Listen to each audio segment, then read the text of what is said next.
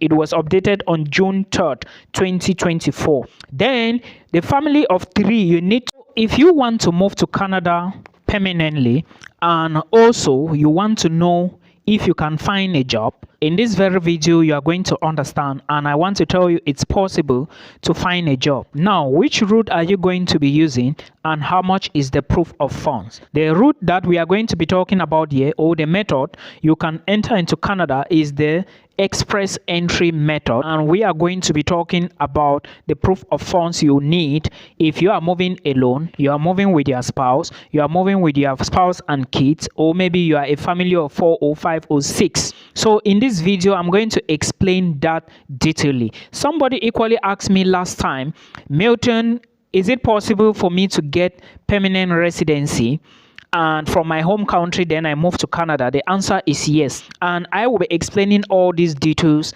in this particular video.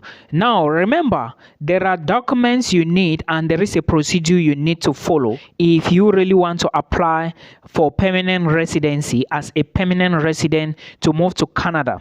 Canadian immigration will tell you the list of documents you need in order to apply for permanent residency. I'm not talking about the documents completely. I am just talking about one of the requirements you need to move to Canada, which is proof of funds. Now, who needs the proof of funds and who doesn't need the proof of funds? I am going to be reading from a site, and please, if you want to know all these details, stay tuned and watch the video. Please, we are taking time to make these videos for you, so the least you can do is also to watch the videos, get the material, and then apply. Or if you don't have time to watch the video, then you should do research on your own. I hope you understand. Remember, these things are based on my research experience, so I believe that you are going to take more time to go through them and do your own research as well. So if you want to move to Canada as like a permanent resident using the express entry route, there are 2 requirements you need to meet.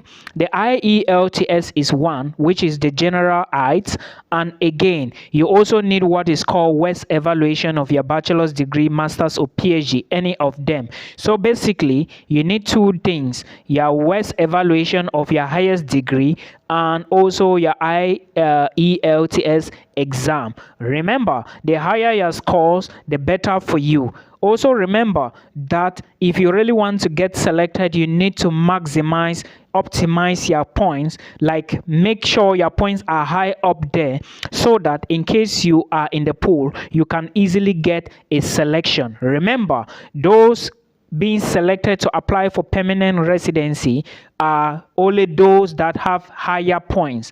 Okay, it depends, but also understand there is a category base introduced now. I believe you should also do your own research. We updated the amount of money you need.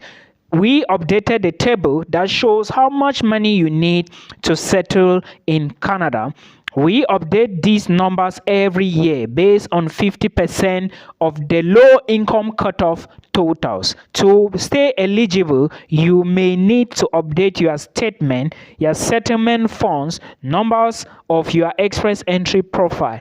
Now, let me tell you that if you go to the pool and you are 1 year inside the pool without a selection, you will need to update your profile again. And remember, to those of you who are already 30 years, remember, if you turn 31, it is already a big disadvantage.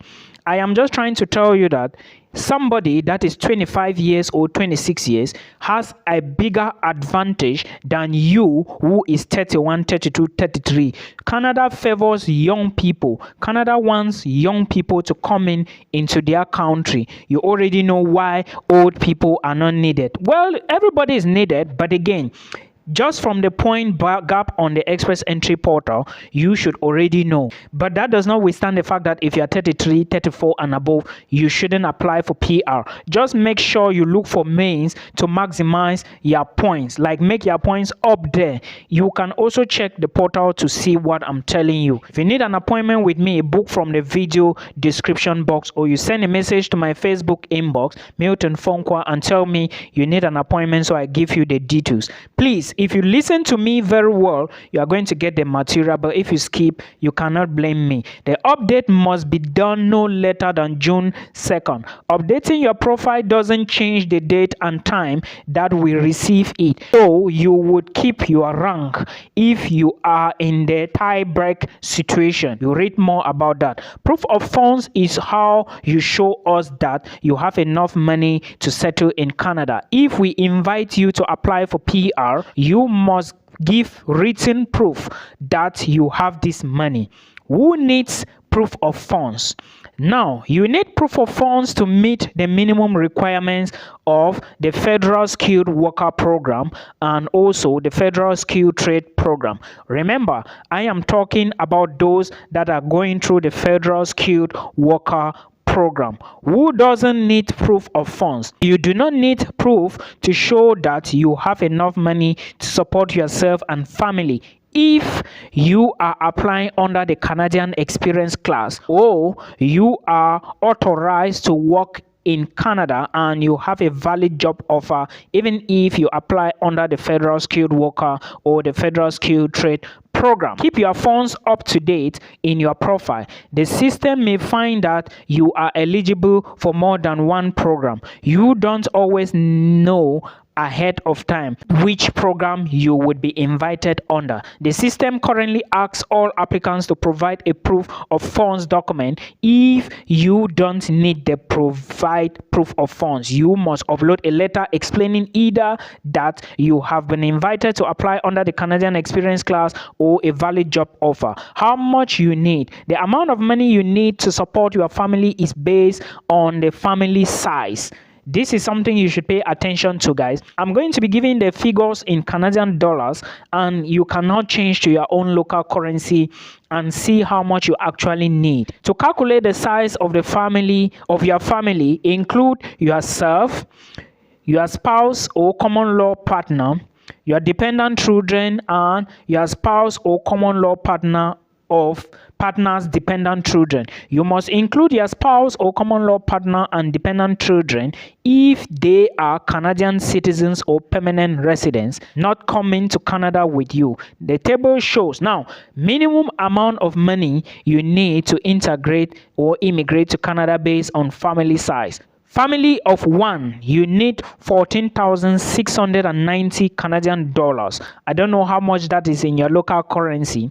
Then family of two, husband and wife, you need $18,288. This is the new one you are going to be using. It's an updated version. It was updated on June 3rd, 2024. Then the family of three, you need 22,483 Canadian dollars. A family of four, you need 27,297 Canadian dollars. A family of five, you need 30,690 Canadian dollars. Just a reminder that you can move to Canada with all your entire family using the PR pathway. Remember, entire family is a close family, husband, children, and wife, nothing more. And now a family of six, you need 34,917 Canadian dollars. A family of seven, you need 38,875 Canadian dollars. So the maximum you can carry with these figures are 8, you yourself together with your 5 children and husband. But now if you are more than 7 people, husband and wife included, for each additional family member at 3,958 Canadian dollars. So these are the people you can add. Now, what we accept as proof of funds: 3 letters. These letters must be printed on the financial institution's letterhead and include: 1. The bank statement or institution's contact information, address, telephone, email, and everything. Your name, your outstanding debts such as credit cards, debts or loans, current banking and investment account you have with them.